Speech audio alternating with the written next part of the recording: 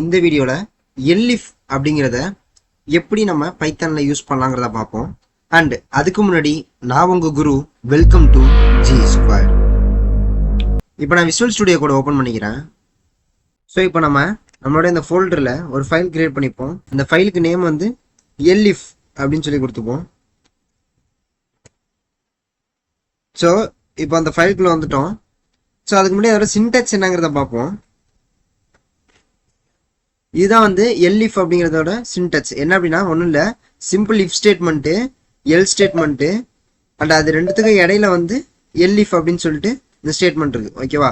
இந்த எல்லிஃப்ல வந்து ஒரு கண்டிஷன் இருக்குது இஃப் மாதிரியே, அதுக்கு பக்கத்தில் ஒரு கோலன் இருக்குது, அதுக்கு கீழே இந்த பிளாக் ஆஃப் கோடு எது வந்து எக்ஸிக்யூட் ஆகணுமோ அது வந்து இருக்குது. ஸோ இதில் எல்லிஃப் அப்படின்னா ஒன்றும் இல்லை, பயப்பட வேணாம், எல்ஸ் இஃப், அதை தான் வந்து எல்லிஃப் அப்படின்னு சொல்கிறாங்க. இப்போ நம்ம இதுக்கு ஒரு எக்ஸாம்பிள் கோடு ஒன்று பார்ப்போம். இப்போ நான் ஃபஸ்ட்டு சிஎஸ்கே அப்படின்னு சொல்லிட்டு ஒரு வேரியபிள் எடுத்துக்கிறேன். அதில் 200 அப்படிங்கிற அந்த வேல்யூவை ஸ்டோர் பண்ணிக்கிறேன். அகெயின் ஆர்சிபி அப்படின்னு சொல்லிட்டு ஒரு வேரியபிள் எடுத்துக்கிறேன். அதில் 195 அப்படின்னு சொல்லிட்டு ஒரு வேல்யூவை ஸ்டோர் பண்ணிக்கிறேன். ஓகேவா? இப்போ வந்து சிஎஸ்கே வந்து 200 ரன் அடிச்சிருக்காங்க, அண்ட் ஆர்சிபி வந்து 195 ரன்ஸ் வந்து அடிச்சிருக்காங்க அப்படின்னு சொல்லிட்டு அசியூம் பண்ணிப்போம். இப்போது அதுக்கு ஸ்டேட்மெண்ட் எழுதுகிறோம், இஃப், ஓகேவா, இஃப் சிஎஸ்கே வந்து சிஎஸ்கே ஸ்கோர்ஸ் கிரேட்டர் தேன் ஆர்சிபியாக இருந்துச்சு அப்படின்னா என்ன பண்ணணும், we need to print CSK wins IPL title. ஓகேவா? CSK wins IPL title.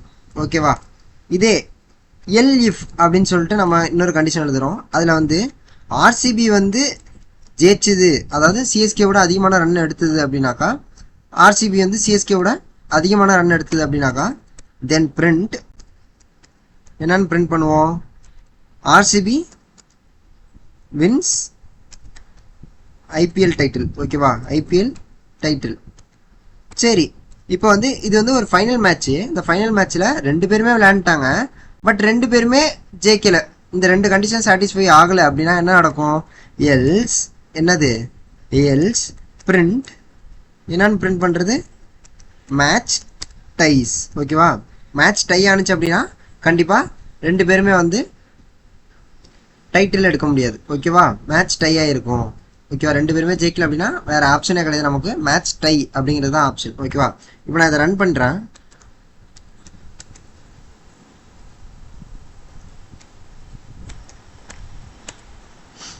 பாருங்க, எனக்கு சிஎஸ்கே வின்ஸ் ஐபிஎல் டைட்டில் அப்படின்னு சொல்லிட்டு வருது. ஏன்னா சிஎஸ்கே வந்து 200 ரன்னா ஆர்சிபி கம்மி. ஸோ சிஎஸ்கேவோட அதாவது ஆர்சிபியோட சிஎஸ்கே வந்து அதிக ரன்னுங்கிறதுனால இந்த ஸ்டேட்மெண்ட் எனக்கு எக்ஸிக்யூட் ஆகிட்டு.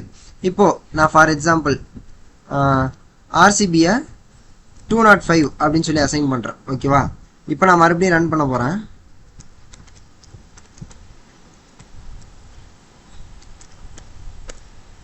இப்போது ஆர்சிபி வின்ஸ் ஐபிஎல் டைட்டில். ஓகேவா? ஏன்னா ஆர்சிபி சிஎஸ்கேவோட ரன் அதிகமாக அடிச்சதுனால ஆர்சிபி டைட்டில் ஜெயிச்சிட்டாங்க அப்படின்னு சொல்லிட்டு நமக்கு அவுட்புட் வருது. ஓகே, இப்போ இந்த 2 கண்டிஷனை சாட்டிஸ்ஃபை ஆகாத மாதிரி ஒரு கண்டிஷன் என்னது, அஃப்கோர்ஸ் 2 பேருமே சேம் ரன்ஸ் எடுத்திருந்தாங்கன்னா தான் டை ஆகும். ஓகேவா? அப்போ நம்ம இதையும் ரன் பண்ணி பார்ப்போம்.